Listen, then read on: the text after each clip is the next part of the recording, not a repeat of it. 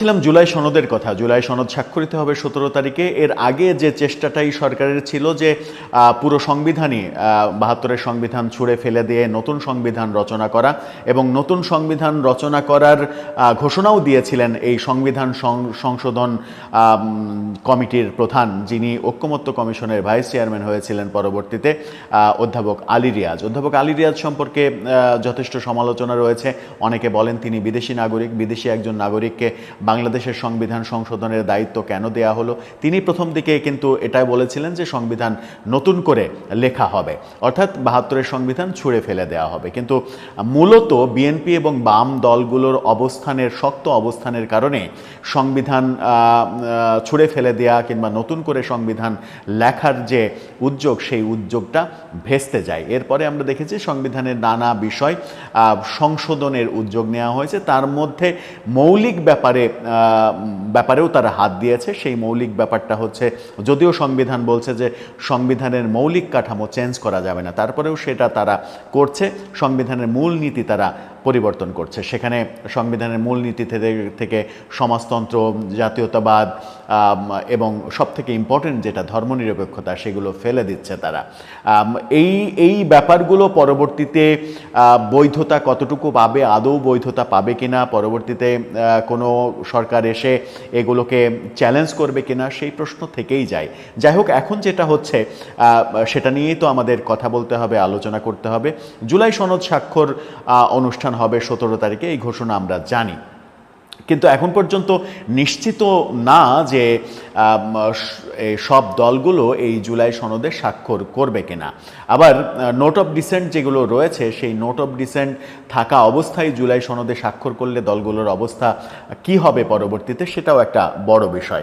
আবার জুলাই সনদ বাস্তবায়নের প্রক্রিয়া ঠিক না হলে জুলাই সনদ কিভাবে বাস্তবায়িত হবে, সেটা পরবর্তী সংসদের মাধ্যমে হবে, গণভোটের মাধ্যমে হবে। গণভোটের মাধ্যমে হলে কবে গণভোট হবে? জামাতের চাওয়া নভেম্বরে গণভোট করতে হবে, এনসিপিরও চাওয়া তাই। এনসিপি এবং জামাত যখন নভেম্বরে কিংবা ডিসেম্বরে গণভোট চাইছে, তখন বিএনপির অবস্থান হচ্ছে জাতীয় নির্বাচনের দিন একই দিনে গণভোট অনুষ্ঠান করা।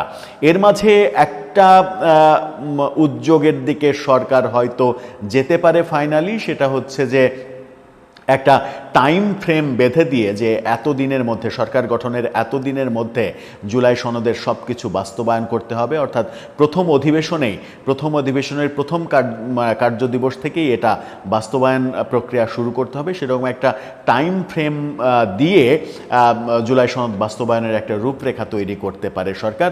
গণভোটে শেষ পর্যন্ত নাও যেতে পারে, সেরকম সম্ভাবনা নিয়েও আলোচনা হচ্ছে। এখন এই যে জুলাই সনদ স্বাক্ষরিত হবে, এই জুলাই সনদে স্বাক্ষর করবে কারা? আজকে দেখলাম যে এনসিপি নেতা সার্জিস আলম তিনি আবার নতুন শঙ্কা তৈরি করেছেন। তিনি বলেছেন যে বিচার প্রক্রিয়া যদি শেষ না হয়, দৃশ্যমান অগ্রগতি যদি না হয়, বিচারের রায় যদি না হয়, তাহলে ফেব্রুয়ারিতে নির্বাচন হবে না। তিনি স্পষ্ট করে জানিয়ে দিয়েছেন যে ফেব্রুয়ারিতে নির্বাচন হবে না। তার মানে হচ্ছে যে বিচারের রায় দিয়ে দিতে হবে, রায় না দিলে ফেব্রুয়ারিতে নির্বাচন হবে না। তার মানে হচ্ছে যে আদালতের উপরে একটা চাপ, আদালতকে বাধ্য করা যে এই সময়ের মধ্যে রায় দিতে হবে। আদালতকে যখন বাধ্য করা হবে, আদালতকে যখন প্রেশার ক্রিয়েট করা হবে, তখন সেই আদালতের বিচার যে বিতর্কিত হবে, প্রশ্নবিদ্ধ হবে, সেটা তো আমরা সবাই জানি। সেই কর্মকাণ্ডের দিকে রাজনৈতিক দলগুলো কেন যাচ্ছে? নতুন করে নির্বাচনের শঙ্কা আবারও তৈরি হলো কিনা, সেটাও একটা বড় বিষয়। তখন আমরা একটু দেখে নিই যে তিন দলের, বিশেষ করে তিন দলকেই তো এই সরকার গুরুত্ব দেয়, এর বাইরে কোনো দলকে আসলে তেমন একটা গোনার মধ্যেই ধরে না এই সরকার। বিএনপির সঙ্গে জামাত, এবং জামাতের সঙ্গে তারা মনে করে যে বাংলাদেশে বড় দল হচ্ছে এনসিপি। যদিও এনসিপি এখন পর্যন্ত আনুষ্ঠানিকভাবে খাতা কলমে নিবন্ধন পায়নি, নিবন্ধনের ঘোষণা দেওয়া হয়েছে। নিবন্ধন না পেতে জন্মের পর থেকে এনসিপিকে বড় দল হিসেবে ট্রিট করে আছে সরকার। সেই তিন দলের কারা এই জুলাই সনদে স্বাক্ষর করবে, এটা নিয়ে গণমাধ্যমে যে খবর হয়েছে, সেখানে বলা হচ্ছে জুলাই সনদের চূড়ান্ত কপি, এনসিপি থেকে বলা হচ্ছে জুলাই সনদের চূড়ান্ত কপি আমরা এখনো পাইনি, পাশাপাশি এটি বাস্তবায়নের প্রক্রিয়া সম্পর্কেও এখনো জানানো হয়নি।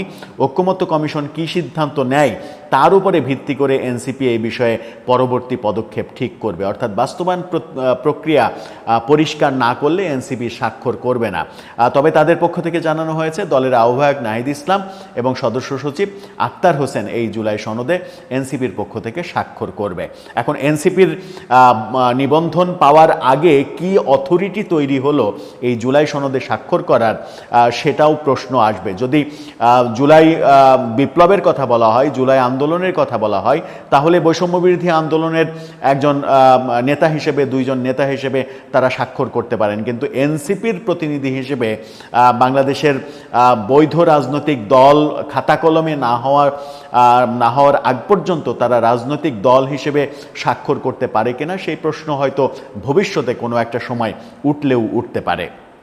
এদিকে জামাত ইসলামের পক্ষ থেকে সনদ স্বাক্ষরের জন্য দুইজন শীর্ষ নেতার নাম ঠিক করা হয়েছে। তারা হলেন দলের নায়েবে আমির সৈয়দ আবদুল্লাহ মোহাম্মদ তাহের, ডাক্তার তাহের, এবং সেক্রেটারি জেনারেল মিয়া গোলাম পরোয়ার। এখানে একটা মজার ব্যাপার, জামাতের আমির কেন থাকছেন না এই স্বাক্ষরে, তিনি কেন স্বাক্ষর করছেন না? এই কারণেই তিনি স্বাক্ষর করছেন না যে আগামী মাসেই জামাতের আগামী মাসে না ডিসেম্বরে সম্ভবত জামাতের আমিরের ভোট হবে, অর্থাৎ আমির পরিবর্তন হওয়ার সম্ভাবনা রয়েছে। সেখানে তিনজন প্রতিদ্বন্দ্বিতা করছেন, 1,15,000 কি 25,000 মতো তাদের ভোট, সেই ভোটে নির্বাচিত হবে আমির। সেরকম আয়োজন তাদের মধ্যে যখন চলছে, তখন কি তারা মনে করছে যে ডাক্তার শফিকুর রহমান তিনি আমির নাও থাকতে পারেন বলে তার স্বাক্ষর এই জুলাই সনদে তারা রাখতে চায় না, এরকমটা ব্যাপার কি? অর্থাৎ জামাতের মধ্যেও নেতৃত্বের ব্যাপারে একটা ধোঁয়াশা সৃষ্টি হয়েছে কিনা, সেটাও একটা বড় বিষয়। সব থেকে বড় দল, বড় স্টেক হোল্ডার এই মুহূর্তে, যেহেতু আওয়ামী লীগ নেই, বিএনপি, তাদের পক্ষ থেকে বলা হয়েছে, বিএনপি সূত্র জানিয়েছে জুলাই সনদে স্বাক্ষরের জন্য তারা প্রস্তুত। দলের পক্ষে দুজন নেতা তাই স্বাক্ষর করবেন, তারা হলেন বিএনপির মহাসচিব মির্জা ফখরুল ইসলাম আলমগীর এবং বিএনপির স্থায়ী কমিটির সদস্য সালাউদ্দিন আহমেদ। সালাউদ্দিন আহমেদকে আমরা ঐক্যমত্য কমিশনের বৈঠকে বিএনপির প্রতিনিধিত্ব করতে দেখেছি, এবং মির্জা ফখরুল ইসলাম আলমগীর যেহেতু তারেক রহমানের পরেই তার অবস্থান দলের মহাসচিব হিসেবে তিনি স্বাক্ষর করবেন। অর্থাৎ 3 দলের 6 জনের নাম আমরা পেলাম গণমাধ্যম সূত্রে, এবং এটা জানাচ্ছে আমাদের দৈনিক যুগান্তরের তথ্য মতে বিএনপির মির্জা ফখরুল, সালাউদ্দিন আহমেদ, জামাতের ডাক্তার তাহের, মিয়া গোলাম পরোয়ার এবং এনসিপির নাহিদ ইসলাম এবং আক্তার হোসেন, এই 6 জন জুলাই সনদে স্বাক্ষর করছেন। অন্য দলগুলোর কারা স্বাক্ষর করবেন কিংবা অন্য দলগুলোর স্বাক্ষর নেওয়ার প্রয়োজনীয়তা মনে করবে কিনা সরকার, সেই ব্যাপারেও যথেষ্ট সন্দেহ তো রয়েছে। দেখা যাক শেষ পর্যন্ত কি হয়। তবে বাস্তবায়ন প্রক্রিয়া নিয়ে দলগুলোর মধ্যে যেহেতু ঐক্যমত্য হয়নি, সেহেতু 17 তারিখেই যে এই স্বাক্ষর অনুষ্ঠান হবে, এটা এই মুহূর্তে গ্যারান্টি দিয়ে বলা যাচ্ছে না। দর্শক, এই ব্যাপারে আপনার মতামত জানিয়ে লিখতে পারেন আমাদের কমেন্ট বক্সে।